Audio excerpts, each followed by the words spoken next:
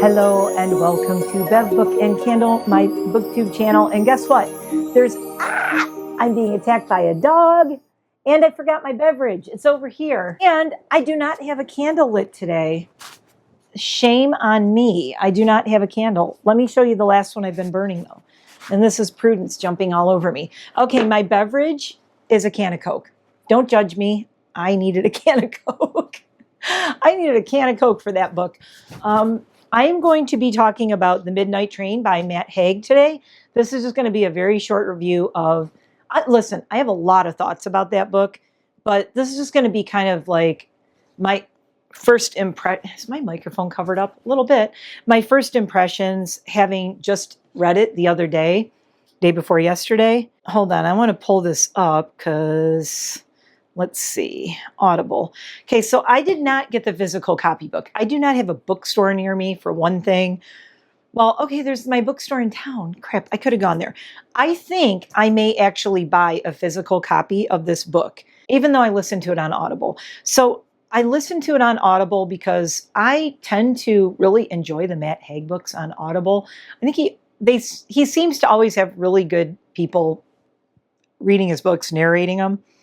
So this was narrated by James Norton, 8 hours and 35 minutes, family life, genre fiction, and time travel. Right now it only has 76 reviews on Audible, and it's a 4.6. Now on Goodreads, it has 2,110 ratings, and it's a 4.2. I will read you what it says on the Audible description. A most anticipated book of 2026 by the New York Times. Today, she reads Women's World Parade, the Nerd Daily, her campus book page. When your life flashes before your eyes, where would you stop? No one can change the past, but the midnight train can take you there. The chance to relive the moments that meant most, to see what kind of person you really were. For Wilbur, who is the main character of the story, his best days were with Maggie, the love of his wife, on his honeymoon in Venice, before he gave it all away. Did he though? He wishes he could go back and live differently, but to do so risks everything. A magical time-traveling love story from the world of the Midnight Library. It's interesting. It's also under neurodiversity, science fiction, book talk, editors select, genre fiction. All right. It was released on May 26, 2026, so it just came out. So I had read and absolutely loved The Midnight Library, as many people. Oh, my candle, by the way, it's this one. This is a Claude Monet Water Lilies candle. The top note is lemon peel, clover, and ozone.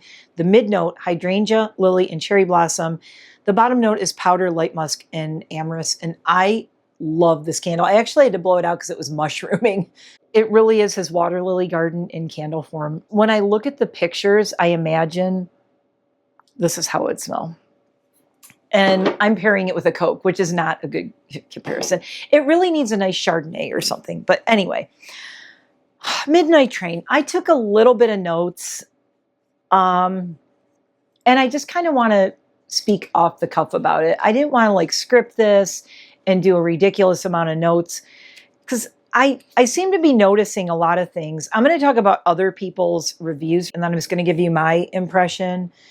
So I don't know if I want to do any spoilers, but I might as well, because if you've read The Midnight Library, you know the main character passes on from this world and she ends up in this library where she can choose. She picks stories where she could live her life different ways, right? And I'm not going to go into a whole review of The Midnight Library. I should have done a review of The Midnight Library before I did this one, but when I read that book, I didn't have my booktube channel yet. Anyway, you don't have to have read The Midnight Library to read The Midnight Train. Number one, I think I saw when I was researching and doing a little bit of background reading on this, he said that it's not a part 2 to The Midnight Library. It's definitely not a sequel. He said they live in the same universe, is I believe the line I read that he said somewhere in an interview. He said they exist in the same universe or something like that. Don't quote me. The Midnight Library for one person, where when they pass into another realm, they can revisit their life and what could have been through going through this library and seeing their lives lived in different ways, depending on the choices they make. If you saw the movie Sliding Doors a million years ago, little bit like that, little bit. Same kind of idea. The Midnight Train is not really that so much. And I think a lot of people, when I was reading reviews, I read reviews on Goodreads. and I read reviews. I read the reviews on Audible. The reviews were really mixed. People either loved it or they hated it. Honestly, it was what I seemed to see. It's very polarizing.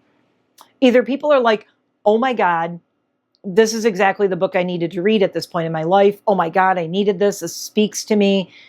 And a lot of people, the Midnight Library spoke to them. I know it did for me. It was actually a very hard read. Matt Haig writes a lot about mental health issues, depression, thoughts of not wanting to be in the world anymore. I can't say it on YouTube because they don't like that.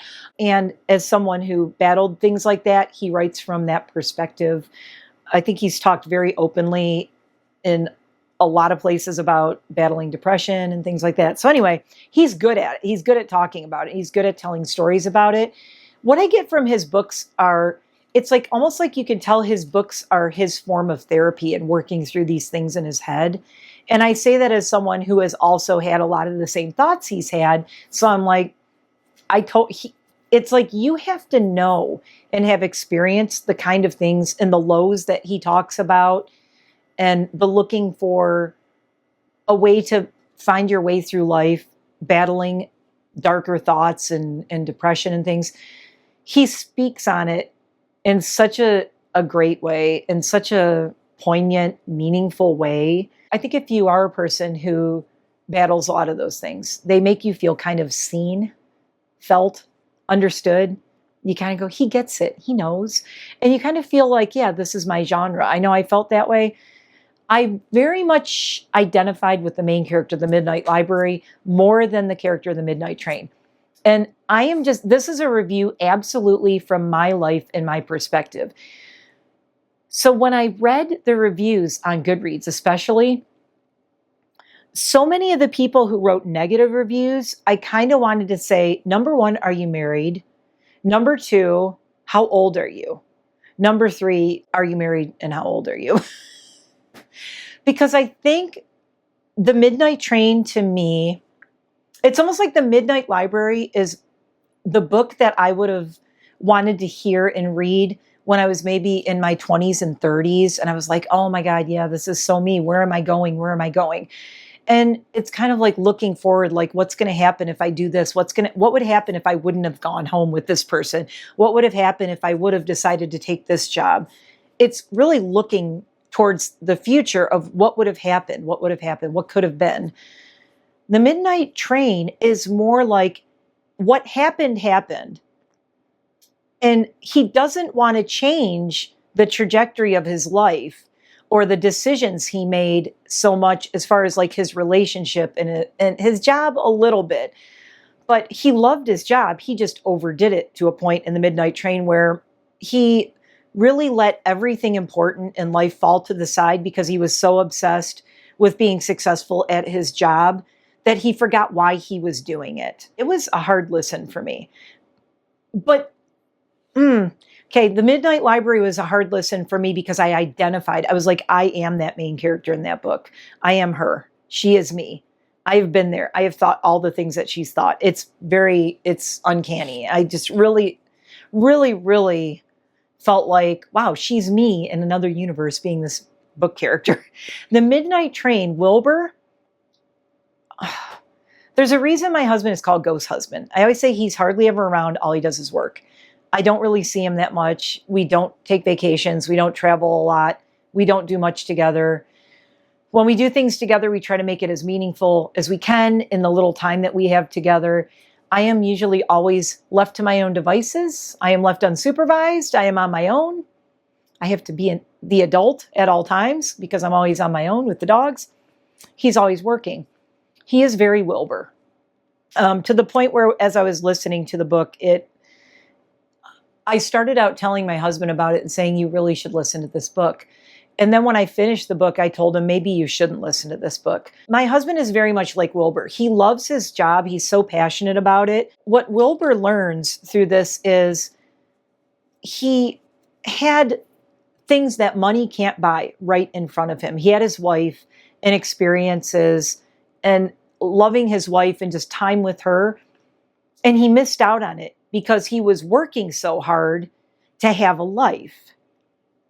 Now, if you're younger and you're not married, I could see how you can't really identify with Wilbur as much, maybe. I'm not saying you can't. I'm not judging anyone younger and saying, oh, you kids, you don't know. I know a lot of young people, my nieces and nephews especially, who are very old souls, we'll just say. They're very old souls. And I think they can really understand. A lot of them could read this and say, wow, I really see that. Or they might even see a parent. They're like, hey, that's my dad. That's my parent, kind of thing. But for me especially, this just really hit me because of the friendships that fell aside for Wilbur, the losses he went through, things like that. So Dougie is his younger brother and Agnes is his guide. Agnes is the woman who ran the bookstore that Wilbur used to go to. And I'm not spoiling it by saying Wilbur ends up working at the bookstore. And Agnes in the afterlife ends up being kind of his guide. And she is on the train. She's like kind of not the conductor of the train. She's not driving the train. She's like, we're on the train. She's just kind of like the tour guide on the train, like where we're going. Most of the reviews I saw, especially on Goodreads, were like, oh my God, it's a Christmas Carol. It's Scrooge, only told in a slightly different way. And yes, it is. But I think it's almost like he did a modern day Ebenezer Scrooge. But the thing is, Wilbur's not a bad guy. He's not mean. He's the opposite. He loves books. He loves reading. He thinks libraries should be everywhere. Books are something he's so passionate about sharing that he kind of works himself literally to death and loses so many important things in life because of his love of books. And that's a thing that I haven't seen people talk about in the reviews is like, why did he work so hard? Why did he drive himself to the point he was at where he lost so much in his life and he missed out on so many things? And it's weird because it's like he didn't do it for a bad reason. Like people don't always have relationships fall apart and families and miss events and miss birthdays and miss anniversaries and not take vacations. They don't do it because they're mean. They do it because they love and care so much for their family or the person that they're with, or for the world in general, where they're like trying to make the world a better place, but they're sacrificing their own relationships and family to do it. So it's really weird because it's hard to be totally mad at Wilbur and be like, you ruined your relationship, or you messed up your relationship with your wife or whatever. I'm not spoiling it. Don't worry. I mean, you find out in the first chapter. If you get through chapter 1, you'll know, you'll get it. The first couple of chapters. I'm not spoiling it. But he didn't do it because he's a horrible person. He's not like Ebenezer Scrooge and he's mean. He wants to share books with everyone. He wants bookstores to be everywhere. So he gets so into the bookstore thing and being a bookstore owner and opening as many as he can all over I want everyone to, and in one part of the book, I didn't write the quote down, but he talks about how he wants books to be there for everyone. And when he started going to this little bookstore that Agnes had with her husband, there were only one of my favorite chapters where he talks about how he tells the old man that he's working for, I believe Agnes's husband. I don't know why I'm having a blank on his name. Anyway, he says, this little old man comes in and he talks about, oh, thank you for recommending this book to me, Wilbur. I love it. You know, can you recommend more like this? And he's like, oh, you should read this and this. And he said, he looks at the owner, the customer looks at the owner and says, this guy is a real asset to your store. Like he knows what books to recommend to what people. But as Wilbur gets in, I'm not going to ruin this part for you, but Wilbur gets into a conversation with the owner. He says, you know, I would really like to work full time instead of part time. And I would really like us to expand because right now, all we have are books for that guy. Basically, the bookstore catered to one customer and it was like a little old man. And that was it. He said, we need to have books for kids and books for wives and books for everyone. So, and that's how the ball started rolling. But I thought that was cool. I'm like, well, that's great. Wilbur's not a bad guy. He wants everybody to have books. And it reminds me again of my husband. My husband he thinks of everyone but himself. And I think at the root of doing that, it's someone who never wants to let anyone around them down. And they don't see that they're letting down the people that are the most important to them sometimes. My husband is not letting me down at all. Don't think it. I'm talking about Wilbur and his wife, Maggie. Listen, Maggie and I are a different breed. Okay, first off, Maggie says to Wilbur at one point that they have all the money, they have a big mansion. She's like, I'm just alone in this mansion. What am I supposed to do? There's other rich ladies to hang out with. But I'm like, girl, just STFU. Okay.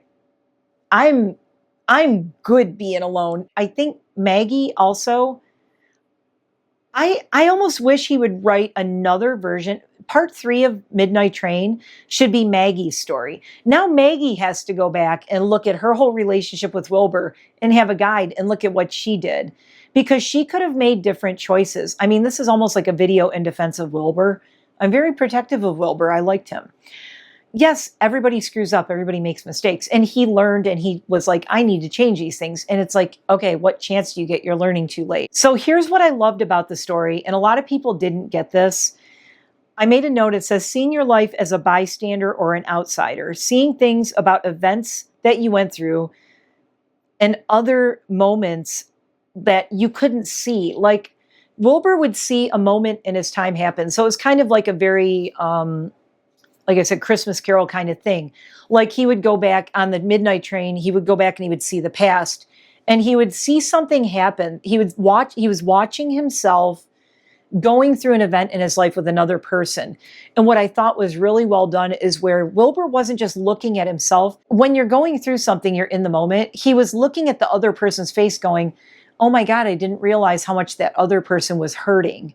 Or I didn't realize, and it was especially with his brother, I thought that was really, really well done, where he said he didn't realize how much pain Dougie had gone through and what kind of things Dougie had experienced as his brother. He's his older brother. Wilbur's the younger one. And he's like, he didn't realize it because he was young, and you're living in your own head, in your space. So many times we don't step out of what we're going through in our tunnel vision of an event to see what is this other person feeling right now. And they're in their moment looking with tunnel vision at the event. And what Matt Haig did was took Wilbur and put him like as a bystander watching his interactions with other people. And I think for me, it's a great lesson to say, yeah, when I do talk to someone else, you can't be so in your head that you can't step outside and go, if I'm watching myself as a bystander, if future me was standing there and watching this right now, what would I think?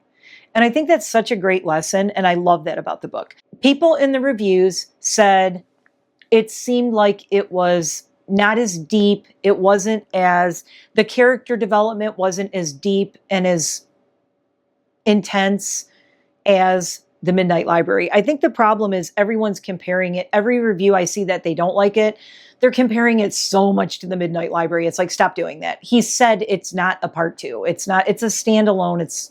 You don't even need to read The Midnight Library. But I have a different view on, I told my husband, I said, The Midnight Train is The Midnight Library Lite, Lite. It's like the light version of The Midnight Library. The Midnight Library, my brain was like,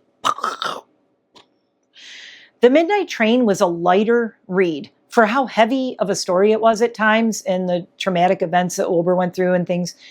It was still somehow lighter and an easier listen for me than The Midnight Library. So in that way, I felt like, well, this was kind of nice, because if I had to listen to another Midnight Library that was that heavy, it's a lot. It's just, I loved it. It's a journey, but it's a lot. I mean, I went through people were like, oh my God, that churned up so many things for me, Midnight Library. I bought the physical copy. I lent it to, I'm talking me now. I bought the physical copy. I lent it to my dog sitter. She gave it back to me. Now I'm going to lend it to my friend Jamie. I'm like, you have to read this. But I loved it. But it seemed like it was so much more to process. I think that was the thing, the brain processing it took for Midnight Library. The Midnight Train for me did not take as much, and my battery's going to die. Let me change my battery. I'll be right back. Okay, my lighting's a little weird. I switched my battery and I look a little washed out. It's kind of strange. What is going on with my lighting? All right, anyway. So, yeah, I think it's where you are. It was really interesting to read the reviews of The Midnight Train, because I could tell there were like two kinds of people. There were people that were just not there. They were just not in a place to like they just couldn't identify with it on some level, or there was something about it. They were like, this is bugging me. Now, some of the criticisms I could see, like, okay, that's valid. But if I had never read I try to look at it like, if I had never read Midnight Library, how would I feel about Midnight Train?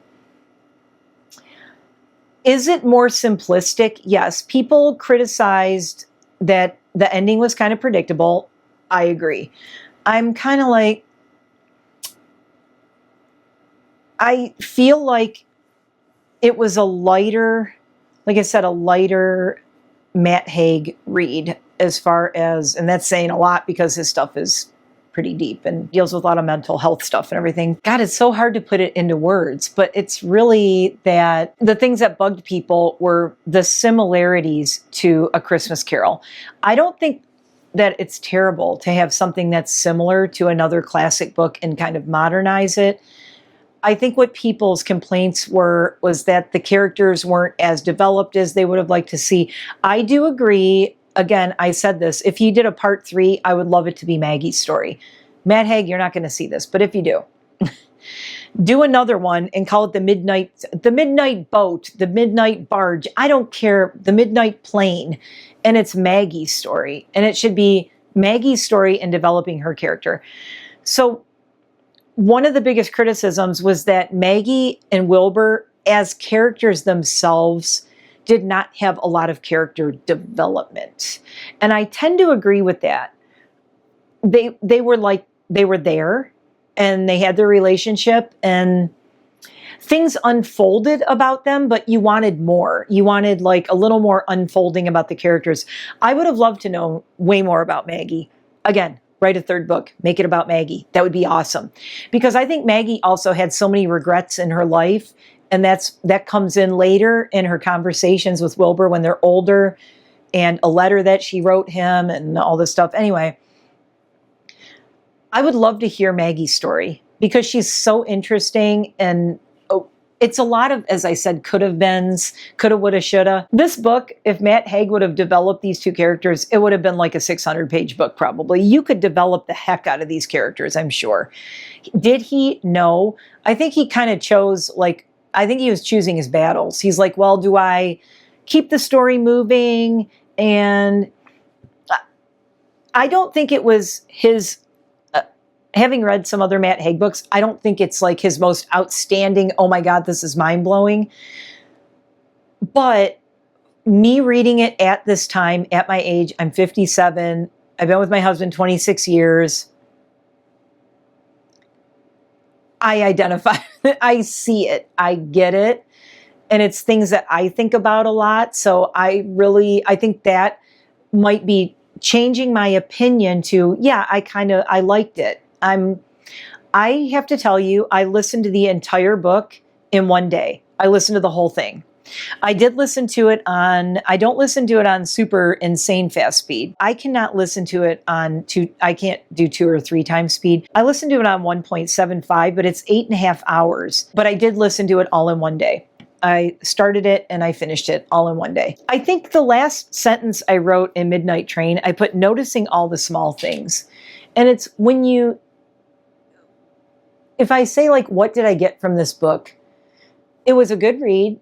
It was a nice light read. I listened to it a lot while I was working because I can work and listen to a book at the same time. And I was cleaning and organizing. I was folding laundry. I was sweeping floors.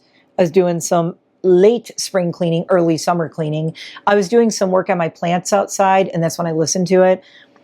It was really good for that. It was nice. And I even sat on the patio on the chair and just closed my eyes and looked. I was watching the clouds overhead. It was really nice to sit outside and just look at the sky and the clouds. And my husband was actually sitting next to me, and I was listening to this book, and he was right there. And I'm like, should he listen to this book? I don't know. Maybe he should. The jury's out. His favorite book is Gentleman in Moscow by Amor Towles. If you haven't read that or listened to it, that's my husband's single most favorite book, I think, ever. He will re-listen to the audiobook of it over and over. He loves that story. I'm trying to get him to listen to the Midnight Library. I think he would like the Midnight Library a lot. I'm a little worried for him to listen to the Midnight Train because I think he might identify it with to a point where he'll have a midlife crisis. I don't want him to do that. If I want him to, maybe if he gets a therapist, he and his therapist can listen to the Midnight Train together. I just could not get over how much like my husband Wilbur is, honestly, kind of a lot like him. So I think that's why I kind of a warm spot in my heart for this book, where a lot of people were kind of ragging on it. Like, it's not that original. It's kind of predictable. It doesn't say anywhere in here plot twists and turns. I kind of saw where the ending was going in the beginning of the book. I mean, you know where the train is headed, right? You kind of have an idea of what's going on. To say you're disappointed at how it ended or whatever, I'm like, I don't know, y'all. How are you going to read it and think that anything else was going to happen, was my question. What else could have happened? How could he have ended it? Unless you want it to end like a total downer, which is just really depressing. I don't know, maybe people want it to be really depressing. He's like, screw that Wilbur guy. Make his story end horribly. No, but I will say I definitely agree with I could have used a little more character development. The characters, someone described them as very two-dimensional, and I kind of agree with that a little bit. Even Agnes, I wanted to know more about Agnes. I definitely wanted to know more about the women in the book. This was really a story about Wilbur and his brother Dougie. And somebody said, in one of the reviews, they said, why didn't they talk more about his mom? His mom appears in the beginning, and his mom is a huge part of the story. His mom comes in later as well. Well, the book's not about his mom. The book is about him. And again, if he would have gone into a lot of detail about Wilbur's mom and her past and her life and all her emotions that she was going through, it would have taken it in a different direction, and it would have been a really long book. And I think maybe Matt Haig was just trying to keep it at a nice, reasonable length. Maybe he didn't want it to be that long. I don't know. He's the author. You'd have to ask him. But yes, could I have used a lot more character development, especially with the women in the book? Yes. Do I understand maybe why he didn't? Also, yes. He was really focusing on Wilbur, his brother Dougie, and their relationship and how it affected Wilbur, and maybe some of his choices and things he didn't notice or he didn't see, or he was, like I said, it's really you've gone through your life like this with those little horse blinders on, and you're like, I'm doing my thing, and I'm doing everything right. I'm trying to do everything right. I'm doing everything. I don't want to let anyone down. And then you just don't see like the total mess that's happening around you. So even if you have the best intentions, everything can fall apart. You can say, I want to do nothing but wonderful things for the world, and still have the whole thing fall apart gloriously, because at the same time, I think at my age, I'm a little more sympathetic, because I'm like, you can't do it all. You really can't. You will drive yourself crazy trying to do it all. I know, because I've done that so many times. I do it on a daily basis. I'm trying to run my business. I'm trying to do several YouTube channels. I'm trying to make sure my dogs are taken care of and they're happy and I'm spending time with them. I'm trying to keep the house clean. I'm trying to take care of my chickens and my ducks. Something is always falling by the wayside. Something always is not getting done. To think that you can do it all is a comedy of errors. I think that's the best way to put it. It's a fallacy that people are like, you can have it all. Well, nothing is going to always be 100%. If you are a person who is working to support a family, a home, a lifestyle, whatever it is, if you want to be at a certain lifestyle or you want to have a certain amount of money, other things are probably going to fall apart a little bit. If you want to have less of a lifestyle and live a little more modestly, that's cool. Different things are going to fall apart for you. Maybe your car just died and you can't fix it. Maybe you can't turn your lights back on. Maybe you're running out of food. You're like, hey, at least I'm not a workaholic. I spend a lot of time with my family, but now my car's broken down and I can't drive to work, so I can't buy food. It's always something, right? And I think for Wilbur, I think that's why I'm so sympathetic towards him, where a lot of other people are like, blah, blah, blah. Now, I'm identifying really with the characters more than criticizing the book in this review, and I understand that. But That's where I think a lot of the problems with the reviews come in, is I think people are, I've only read like 3 or 4 reviews that I feel really criticized the book as a story. And I think they made valid points. Like I said, I think the characters weren't that developed. They were a little two-dimensional. It was a little bit predictable. Was it a lot Christmas Carol, Ebenezer Scrooge, the whole thing, Bob Cratchit? Yeah. Was it predictable? Yeah. Were the characters two-dimensional? Also, yeah. But does that work for you at this juncture in your life? I think this is one of those books where you need to be in the right place, right time, right mindset for it to speak to you. If you are in those 3 things, you might love this book. If you are not in that place, time, and mindset, you might not love this book. A lot of the reviews I saw, people said, as an older person or as a Gen Xer, as someone in their 50s or 60s, as someone who's 70 or 80. When I saw the reviews from older people, right, like myself, I'm 57, they tended to like it across the board.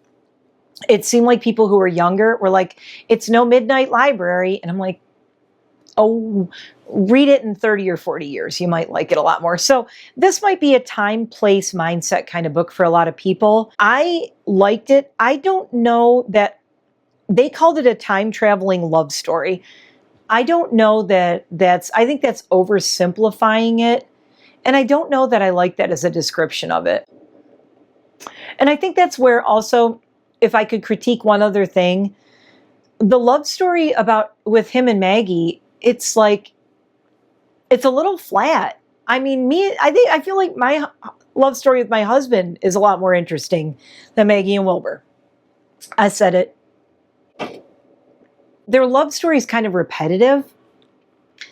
And it didn't have the depth that I think to call it a real, like, really passionate love story, like, oh, heart and soul, like your whole life is this person and you're so passionate about them and da-da-da-da-da. I don't think the passionate love story thing was really, I don't think focusing on it as a time-traveling love story. And he's not really, he's time traveling, but not really. Can you time travel when you're dead? Because you're not there anymore. That gets into a whole physics thing that gives me a headache. Anyway, so that was my review of The Midnight Train, as weird as it is. Let me know if you read it, if you read it, if you're reading it, if you're going to read it. I think if you do read it, go into it knowing, if you've read The Midnight Library, you're either going to love it or hate it. If I could pick one, I keep saying they're apples and oranges. It's apples and oranges. Midnight Library was so complex. This is more simplistic to me. It's a more simple, straightforward story. I loved the complexity of The Midnight Library. But where I am right now, I'm very, very busy. I got a lot going on right now. Lots of things happening in my life. This was a good time for Midnight Train for me personally. It was kind of like I said, it's Midnight Library Lite. That's not a bad thing for a specific person like myself. That is a bad thing for a person who is looking for another read like The Midnight Library that is very, very developed, all different characters, different possibilities happening. And I liked the detail. I'm going to end it on this, the detail. I think there was a lot of detail in the storytelling of The Midnight Library that I really appreciated. There are things that I remember from that book, like when she was going into the bar for the first time. The first time she went into the bar, and if you read the book, you know, and she describes the street and the windows and the outside, everything. You could picture it. Like, I can close my eyes and I could see her walking up to it, and I could picture it in my head. When I listened to Midnight Train, I didn't really get that. It was a story. It's a story. Midnight Library was more of a journey through spaces and times and places, and it was more immersive to me. Midnight Train is a story. It's a storytelling story, and you go along for the ride, and there it is. It's riding a train. And again, I think what people are missing is The Midnight Library. You go in a library, how many books are in there? How many stories are there in the world? Billions. Billion. Everybody has a story. Everybody has multiple stories. Our lives have thousands of stories. Each single life on the planet has stories. Multiple, and through your life, all different ones. Libraries, you walk in, there's stories everywhere. All from different points of view, all going in different directions, different places, different times. A train, you're on a train, it's going in one direction. It's got one track. The train is on the track. Yes, it can veer off. There's times this train is shaky and it's all over the place and they think it's going to derail. And things happen, and that happens in the book. But a train has a start and a finish, and has a starting point and a destination. It's linear. A library is just going off in a million different directions at the speed of light, in every direction you could ever imagine. Your brain can never comprehend it. I think that's what people are missing with this. A train and a library are two completely different things. You cannot say a library is not a one-track thing. It's not, here's the beginning, here's the end. Everything is linear along this line. A train, linear along that line. This is a story that travels the line of the train. It does not veer off in a million directions like a library can, telling all different stories. So from that, I think it's kind of creative that Matt Haig did that. I don't know. I haven't seen anybody else mention that. Maybe this is a unique review for that. If you've mentioned it and you're a book review person, talk to me below and say, hey, I noticed that too. I just look at more of what the thing is. Train, library, two separate things. One of them is moving. One of them is stationary. Well, the library did kind of move and change and morph and get weird, but it was a little strange. But the train had a specific purpose and a specific agenda in a way. And I think because of that, by the nature of that, this story had to be it had to seem simple by comparison.